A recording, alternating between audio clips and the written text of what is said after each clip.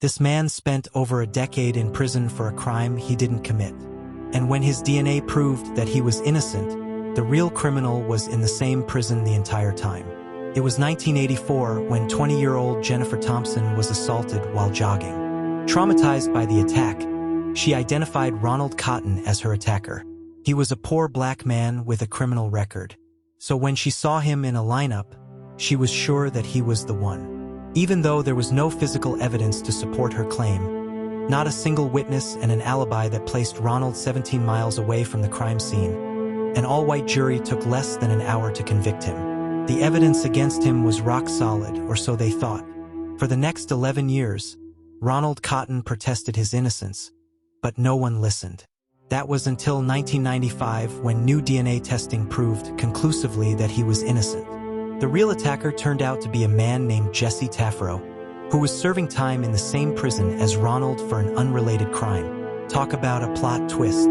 After his release, Ronald sued the state for wrongful conviction and spent the settlement money on starting a family and living a quiet life. He also became an advocate for criminal justice reform, helping other innocent people who were wrongfully convicted. His story is a tragic reminder that our memories are not as reliable as we think. And in the wrong hands, they can be incredibly dangerous. When Jennifer Thompson first identified Ronald Cotton, she was so sure of her claim that she even signed an affidavit stating that he was her attacker. However, under further questioning, her memory began to slip. She couldn't remember many details about the assault or her attacker. And when confronted with the possibility that she might be wrong, she refused to consider it. In 1994, she took a lie detector test, which revealed that she was being deceptive. Despite this evidence, she still refused to admit that she made a mistake. It wasn't until years later when DNA testing proved Ronald's innocence that she finally admitted the truth. By then, Ronald had already served 10 years in prison for a crime he didn't commit. The case highlights the dangers of eyewitness testimony and the importance of DNA testing in criminal trials. Eyewitnesses can be incredibly persuasive, but they are also fallible.